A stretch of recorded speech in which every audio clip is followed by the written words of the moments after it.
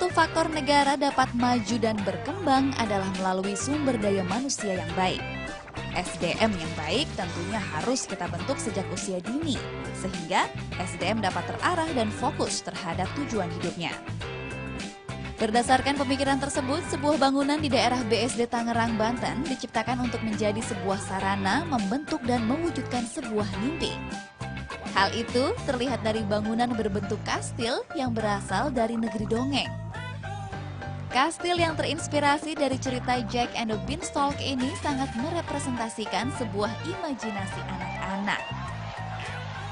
Froggy Edutography adalah lembaga pendidikan non-formal, di mana ini merupakan 100% karya anak bangsa, dan di mana di dalam Froggy Edutography anak diajak untuk mempunyai cita-cita yang besar sejak dini dan berani mewujudkannya. Di dalam Froggy Edutography kami mempunyai program yang dinamakan adalah Edutography Goal Setting. Kami mempunyai maskot bagi Froggy dan tentu sarananya yang kita sebut Floating Castle. Bangunan dibuat melayang dengan menggunakan konsep pohon beringin serta ilusi optik yang menggunakan suspended glass atau kaca yang bergantung. Ditujukan dapat menjadi ikon baru bagi Indonesia. Floating Castle ini diharapkan dapat disejajarkan dengan Menara Eiffel di Perancis, Big Ben di Inggris, ataupun Opera House di Australia.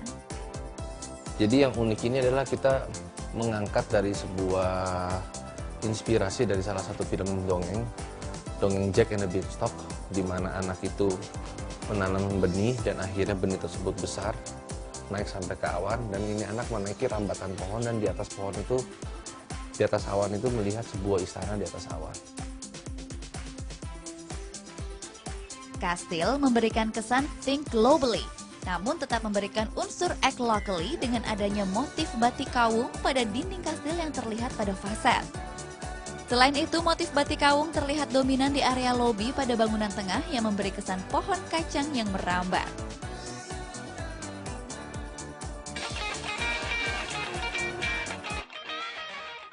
Ruang coaching dan guiding room pada lantai 1 yang juga masih berada pada area lobi ini berbentuk melingkar. Pada bagian tengah merupakan ruang utama yang juga mendapat sentuhan aksen batik kawung. Di sekeliling ruangan ini terdapat beberapa foto impian dan cita-cita anak yang bergabung dengan lembaga edukasi ini. Pada lantai berikutnya terdapat beberapa ruangan yang merupakan fasilitas penunjang lembaga ini. Terdapat ruang kecerdasan matematika, ruang kecerdasan intrapersonal, ruang kecerdasan kinestetik, ruang kecerdasan musik, dan ruang kecerdasan spasial. Dan pada area tengah terdapat beberapa gambar tokoh yang menginspirasi dengan beberapa kutipan quotes mereka. Interior pada ruangan-ruangan ini sesuai dengan fungsi dari ruangan tersebut. Seperti pada ruang kecerdasan kinestetik, di mana ruang ini dapat menjadi sarana bagi anak menggunakan seluruh tubuh untuk mengekspresikan ide dan perasaan. Oleh sebab itu, pada dinding ruangan ini dilapisi matras berwarna-warni, serta lantai dilapisi karpet, sehingga meminimalisir benturan. Beberapa gambar tokoh atlet dan gambar alat olahraga pada ceiling memperkuat tema ruangan. Pada ruangan kecerdasan spasial, interior dibuat lebih berwarna pada dinding, ceiling, ataupun meja kecil yang digunakan. Ruangan ini sebagai sarana untuk menyalurkan kemampuan anak yang mengaktualisasikan pemikirannya pada gambar dan bentuk. Beberapa karya yang dihasilkan dipajang pada sebuah lemari yang diletakkan pada ruangan ini. Selanjutnya pada ruang kecerdasan musik. Sangat terlihat jelas, interior ruangan ini didesain sebagai sarana anak yang memiliki kemampuan dan minat menggubah lagu atau musik, bernyanyi, serta bermain alat musik.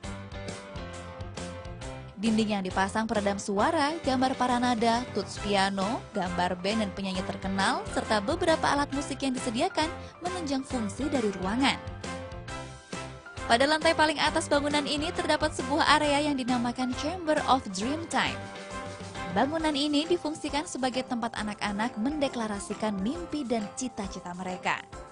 Chamber of Dreamtime didesain dengan tata cahaya lampu dan sound system yang cukup lengkap. Di area utama terdapat stage dan beberapa lampu berbentuk pohon bermaterial kayu pada bagian sisi. Pada ceiling dihiasi aksen permata yang digantung, memberikan ambience glamor pada ruangan.